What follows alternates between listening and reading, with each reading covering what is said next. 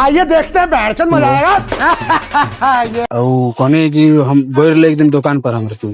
एक दिन 200 के साटा के तेल ले लगा तू कहला कि हम आओ तुम तीन तरह हमरा के बोले बता सुना ना कहला कि हम आओ तुम तार का पैसा दे तन लिख दे हमार दिलीप लगने ना को के गइलो हमरा के तीन तरह तू तारा नहीं चिन्ह तार सकल चिन्ह था कैमरा में थी बाटे कथी बा रिकॉर्ड बा कैमरा में देखै तनी कैमरा घर में लागल बा रिकॉर्ड बा आओ ना तू काहे नहीं को दे पैसा दो पैसा में पैसा हो तू ले गइला संटा के तेल किन के हम कोई जोखिम नहीं सी तो काची किन ले बड़ा तू कहला कि हमर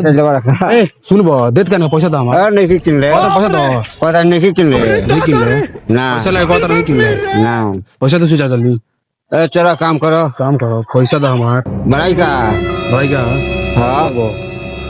कथी करबो पैसा तू दो कथी करबो पैसा सारा के दियो पैसा लेके चल पैसा लेके दे हमर तू चलो काम करो ना दो पैसा